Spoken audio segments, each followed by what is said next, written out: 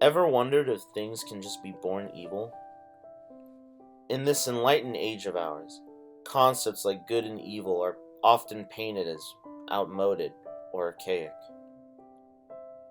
According to modern thought, people are simply products of their environment, and no more responsible for their actions than a twig in a stream. However, some things really are just born bad. 10 years ago, we had a German shepherd named Duchess that had a litter of puppies. 7 in all. 6 looked like any other shepherd you've ever seen. The 7th was a snowy white. Not a true albino, just white-furred with a black nose and blue eyes. There was never any doubt about which one we were keeping out of that litter. We named her Princess. Before the end of 6 months, any plans we had about giving away or selling the others became a moot point. All of them were found dead. We'd just find them at a rate of 1 a month. Not mangled or anything, but dead as if they died in their sleep. At first, we thought maybe their mother, it being her first litter and all, was accidentally crushing or smothering them. Later, we had no doubt as to what had killed them. Within a year, she came to dominate her mother, her father, and to a degree, us too. Her parents shied away from her. When we put out their food, she ate till her heart's content, unchallenged by the other two. Once, I tried to shoo her away and let the other two eat. She snarled at me, baring those perfect white fangs to her incongruously black gums, and loosing a growl so deep that I felt it in my guts more than my ears. After that, I left her alone too. I've often wondered if the parents of serial killers know they have a monster in the making. I mean, sure, some of them are to blame for how their kids turned out. Products of fucked up households with systematic abuse of all possible flavors. But then, there are the ones that seem to be true aberrations. It's those families I'm curious about. Do they smile, laugh, pretend that everything's fine? I know that we sure did. We downplayed the weirdness around Princess, tried to rationalize her behavior, the bizarre things she'd do, like killing rabbits and leaving them hung up in the bushes behind our house. Some dogs do that to show they love you. Cats too, my father would say. To them, it's just bringing you food. To me, it looked like she was taunting us. Just like the puppies years earlier, not one of those rabbits ever had a mark on them. Princess, just like her mom and dad, was well looked after and never hurt for a meal. So it wasn't as if she were hunting for food. Her innumerable kills were always untouched. No. The only thing I ever saw her eat was a kitten. We had some feral cats in the woods around our house, and one mama cat had a litter in our tool shed. Feral really is stretching it. Most of them were tame enough to be petted, this mama being among them. I returned home from school one day and headed around back to look in on them. The door to the shed was open, and inside, I found Princess. Her jaws were pink from her feast as she devoured that last kitten. Her beautiful blue eyes never left mine. We found the mama displayed on what we'd come to think of as the rabbit bush. The tipping point came that same year when we found her sire dead. We woke one Saturday morning to find him in the backyard, without a mark like so many of the rabbits before him.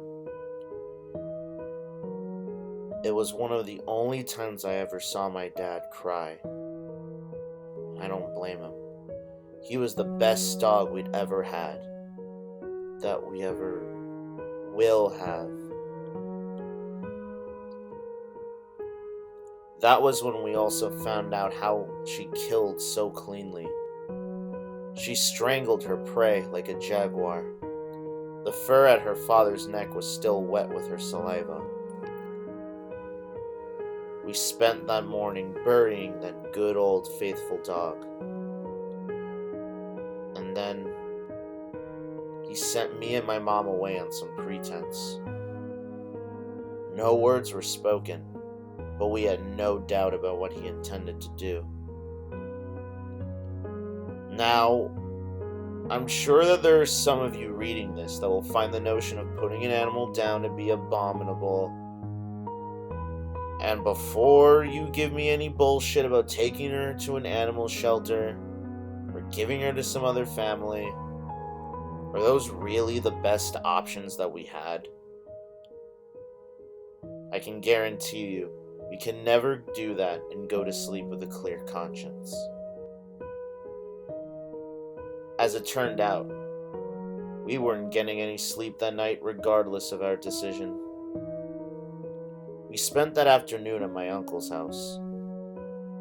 Once, when I came in from playing to get a glass of water, I overheard my mom telling my uncle that she sometimes wondered if the dog was possessed. I wondered the same thing. Later that evening, not long before sunset, we got a call from Dad. Apparently, the deed was done. By the time we arrived home, he'd already washed up and changed his clothes. But there was little he could have done to hide his wounds. Even less to hide the haunted look in his eyes. Both his arms and one leg were bandaged, and that was bad enough. But what stuck with me all these years later was just how terrified he looked. It wasn't until I'd actually been through combat that I recognized that expression. It's how men look after they've stared death straight in the face. My father never talked about it, but he drafted a friend from up the street to come help, and it's from him that I get this part of the story.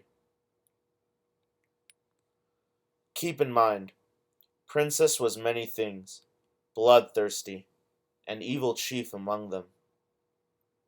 But stupid wasn't one of them. In that, if nothing else, she took after her father. Her dad, Rocky, was famous for letting himself into the house if it was storming out. He'd figured out how to paw open the sliding glass door out to the patio. What was really astounding is that he also had the presence of mind to close it behind him. Not being stupid, she knew something was up and made herself scarce, disappearing into the woods.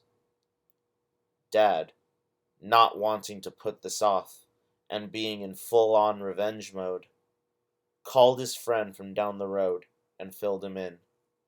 So off on the hunt, the two of them went. In his own words, she was laying there for us. If it sounds absurd to say that Princess lay in ambush, then I failed at conveying just how wrong everything about her truly was. She led them on a chase through those woods, barking whenever it seemed the stupid humans had lost her again. Then, she laid up beneath an overhang on the creek bank just where the path crossed it, and waited. She was on my father the instant he stepped down into the creek, grabbing his leg and making him fall headfirst into the water. She went straight for his throat. My dad had already lost his rifle at that point, and he grabbed her with both hands to try to fend her off. 115 pounds of teeth, claws, and muscle in a foot and a half of water, savaging his arms on the offensive. At some point, he managed to work his legs up between him and the dog and kick her away from him, providing his friend with a clean shot. He took it, catching Princess through the chest. He put a second round through her head, point blank.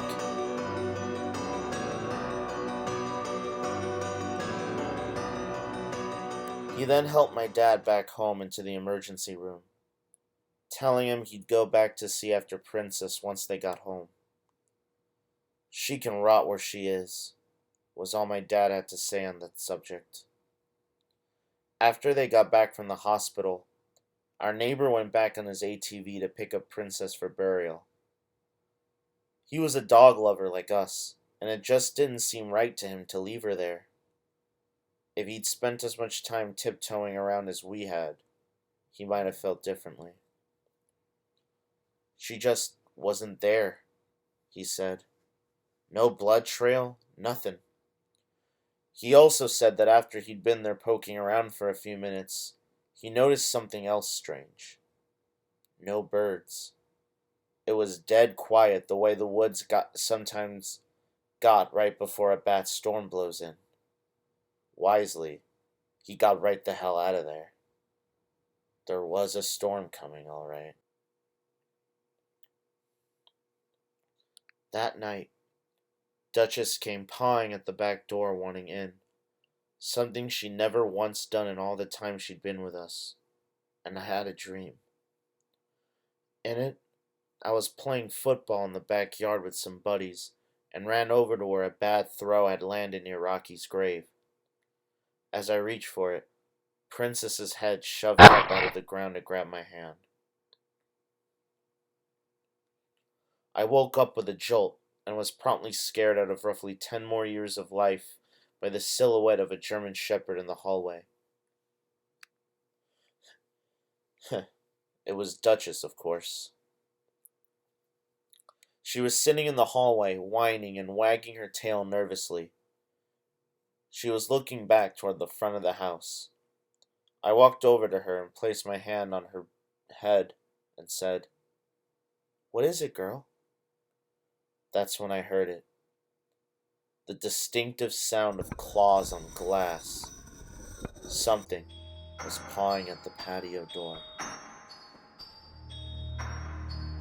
Thoroughly terrified, I grabbed Duchess by the collar and dragged her along with me to my parents' room.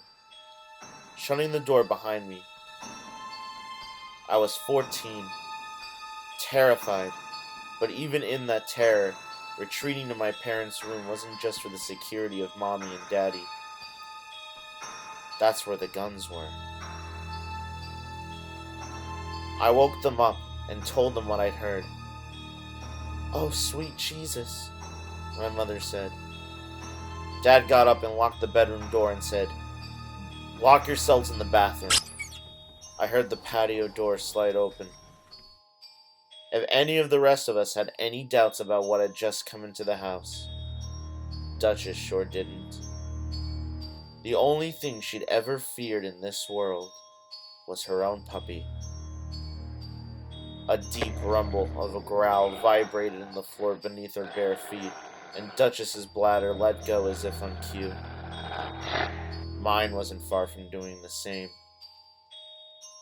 What followed was a 6-hour exercise in pure terror, punctuated by snarling attacks on the bedroom door, crashes through the rest of the house as Princess found more things to break, whispered prayers from my mother, and litanies of curses from my father, as another of his attempted forays out of the bedroom were thwarted. We were without a phone. The one on my parents' nightstand was dead. We'd later find the phone line to have been ripped out at the main box. My mom suggested that we try to make it to the car, and above and beyond everything else, it was my father's response to that idea that really scared me. Of the three of us, he was supposed to be the rational thinker, but what we got instead was,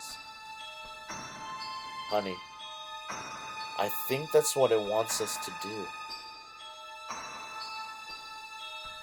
As the world through the windows turned from black to gray, a quiet fell over the house. Mom and I watched through the windows, craning our heads in an attempt to get an eye on the patio door. But try as we might, the best we could manage was a view of most of the patio. More than enough concealment for a dog to slink in or out. Even a big one like Princess. After an hour of silence, my dad quietly opened the door. I remember thinking what a useless gesture at any attempt at stealth was. Dog senses are so much more acute than ours that he might as well have fired a 21-gun salute. Dad stopped in the hallway and shooed me back to the bedroom. Don't come out until I say it's okay. Got it? Carefully, he made his way through the house to the patio door. We heard him shut it before he shouted back to us to stay in the bedroom until he told us to come out. Through the door, I could hear him moving around and what seemed to be him dropping things into a garbage bag. After about 30 minutes, he gave us the all clear. What greeted us was a disaster. Ripped up cushions and pillows, destroyed furniture, shredded papers and books all over the floor. But most terrible were the smears of gore all over everything. My mother wondered aloud at what she'd drug into the house. Grim-faced, my father did not answer. He simply turned and headed out the back to bury Rocky for a second time. We cleaned up as best we could while Dad drove down to our neighbor's house to make all the appropriate calls. After all these years, I still wonder what portion of homeowners insurance covers attack by undead demon ghost dog. Unspoken, we all wondered what the night would bring. As it turned out, we never got a repeat, but Duchess never left the house again. Time rolled on. Occasionally, we'd find a new present on the rabbit bush. Just a friendly reminder. Another token of Princess's abiding love. About 2 years into college, my dad called to tell me that our neighbor had passed. A heart attack in his sleep, the coroner said my dad. But what we were both thinking was, not a mark was found on the body. There are plenty of nights where I wonder what the last thing was to pass before that old bachelor's eyes. I can guarantee you, it stared right back at him. I've seen how it feeds. Not long after that, my folks put the house up for sale. I sort of acted as a go-between on that deal. About a week after the new owners moved in, I received a call from the man of the house. He wanted to know if we'd left any pets behind when we moved. Already fearing the answer, I asked him why he asked. "Oh, me and the kids keep seeing this white shepherd in the woods. Really pretty." Pretty. Huh.